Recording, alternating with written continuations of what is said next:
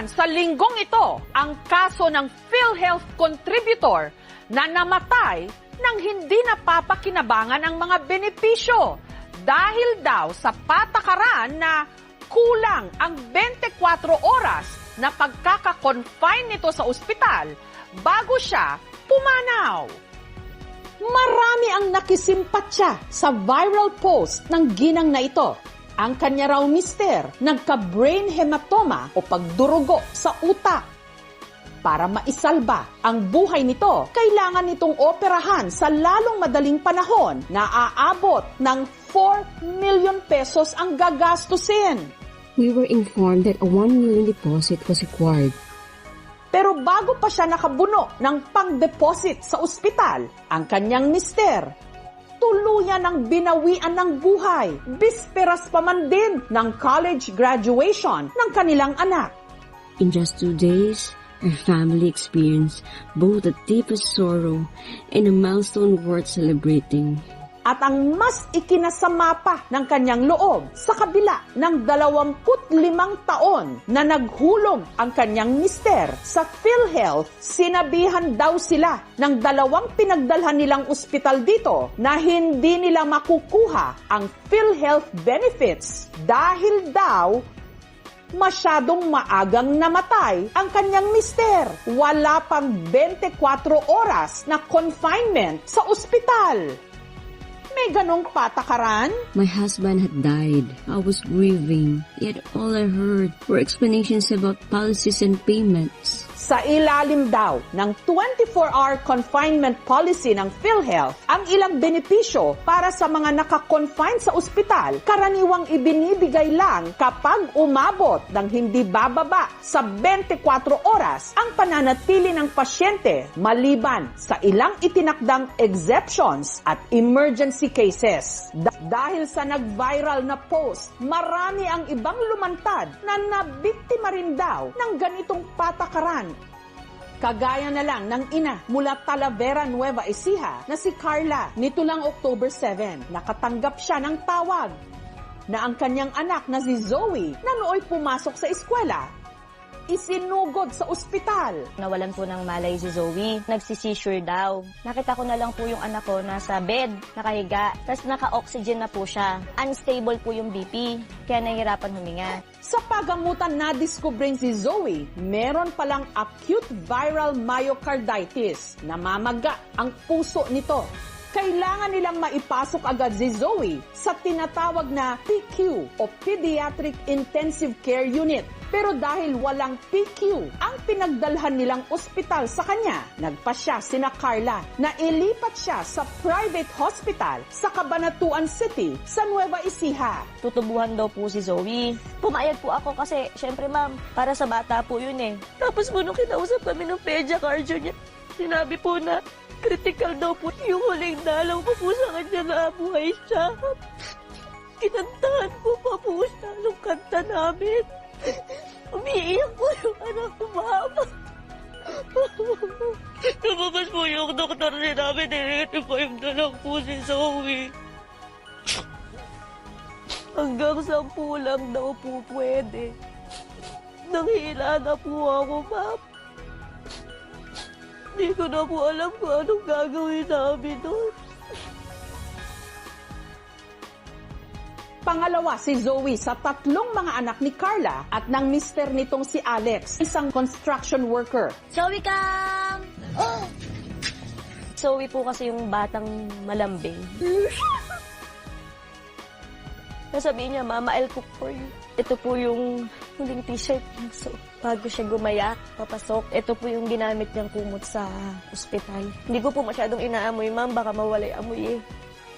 Sa medical emergency na pinagdaanan ni Zoe, kahit paano raw, maswerte sina Carla na wala silang binayaran sa unang ospital na pinagdalhan nila rito. Nailapit po kasi namin, ma'am, sa malasakit. Pero dahil private hospital ang pinaglilipatan nila kay Zoe, dito na rin daw nabutas ang kanilang bulsa. Kahit wala pa raw 24 oras na naka-confine doon si Zoe, ang kanilang hospital bill pumalo ng mahigit 100,000 pesos. Ang hawak ko na lang po noon, nasa 2K, 3K, parang ganun po.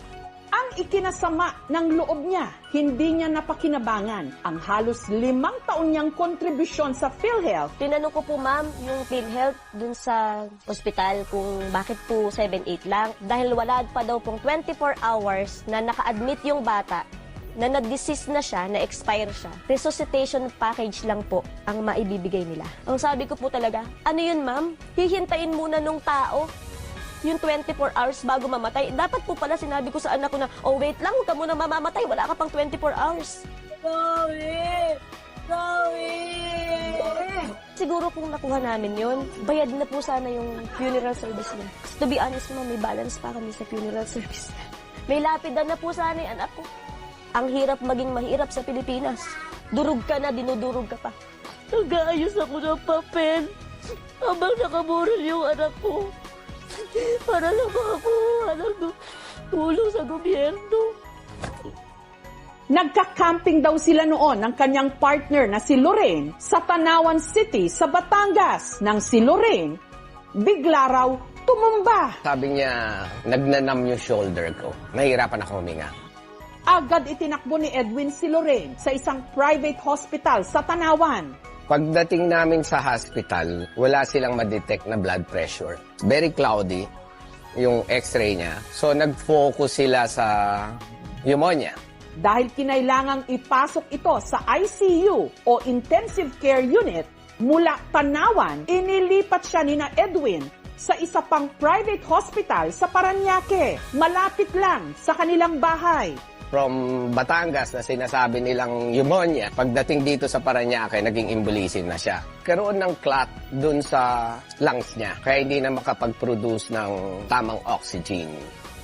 Yun yung naging cause ng heart attack. Pero bago pa man daw makabitan ng tubo si Lorraine, bumigay na ang katawan nito.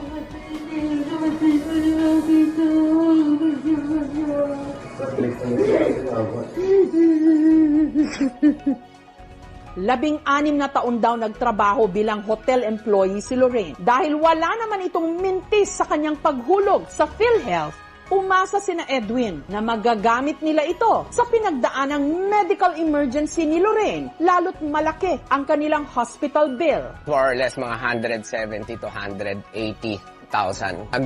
Asa ko bakit walang discount ng PhilHealth. Ang sabi nila, hindi raw kasi umabot ng 24 hours sa kanila. Habang sa ikalawang private hospital na pinaglipatan nila kay Lorraine, ang bill umabot naman ng halos 200,000 pesos. Hindi siya inabutan ng 24 hours na naka-confine. So, hindi covered ng PhilHealth. Wala siyang pwedeng i-apply na benefits kasi ang sabi nila has to be 24 hours. So, anong nag-suffer doon? Yung savings namin, 16 years mong pinagtrabahuhan yun na hindi mo siya nagagamit. Kinakaltas siya sa kinikita mo buwan-buwan. Bago dumating yung sweldo mo, nauna mo nang bayaran yun. And then, nandun ka sa nilalaban mo yung buhay mo. Sasabihin sa'yo, wala kang makukuha. Kasi, hindi ka inabutan ng 24 hours na buhay. Ang tanong ngayon, bakit ganito ang mga patakaran ng PhilHealth? Lalo na kung ang pasyente maagang namatay o kulang sa nakatakda sa kanilang policy na 24-hour confinement sa ospital. Para linawin ang kanilang polisiya, nakipag-ugnayan kami sa tanggapan ng PhilHealth pero hindi sila nagpaunlak ng on-cam interview. Gayunman, nagpadala sila ng statement.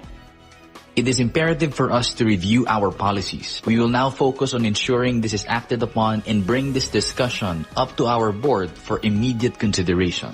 Samantala, sa naging panayam ng GMA News sa tagapagsalita ng PhilHealth, sinagot niya ang ilang mga bagay tungkol sa kanilang polisiya. Matagal ng polisiya yan actually. Kung ang ating confinement is less than 24 hours, ang polisiya dati is not compensable. Pero noong isang taon daw, inilabas pala ang PhilHealth Circular Number 2024-0033 Nakasaad dito na hindi na nangangailangan ng mahigit pang 24-hour confinement. Sakop na raw ito ng tinatawag na outpatient emergency care benefit. Kasi karamihan ay nangyayari at the ER level. So pag nadala ka sa emergency room, nagstay ka dun ng 8 hours, 10 hours, 12 hours, or less than 24 hours, ay kino-cover na yan ng PhilHealth. Aminado ang PhilHealth, merong mali sa naranasan ng pamilya ng miyembro sa nag-viral na post. Siguro nagkaroon lang po ng misinterpretation. Hindi ko po alam kung ito ay sa ospital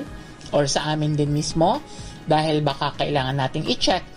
Nakikipag-ugnayan na rin daw ang PhilHealth para matulungan ang ginang sa nag-viral na Facebook post para makuha ang benepisyo ng yumaon niyang mister. The direct filing. Reimbursement na po ang mangyayari. Yung accountability ay sa PhilHealth po. Klaro naman po sa Universal Healthcare Act natin at anuman po mga implementing rules and regulation na ang program implementer po is PhilHealth po. Pero matagal nang may issue ang private hospitals sa PhilHealth. Hindi raw kasi binabayaran ng PhilHealth ang mga sinisingil ng private hospitals para sa mga pasyenteng dinadala sa kanila.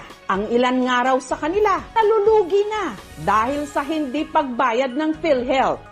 Matagal ng advokasya ni Dr. Tony Liachon ang pagpuna sa PhilHealth at sa mga patakaran nito. Kailangan daw buwagin ang 24-hour confinement rule na ipinatutupad ng PhilHealth.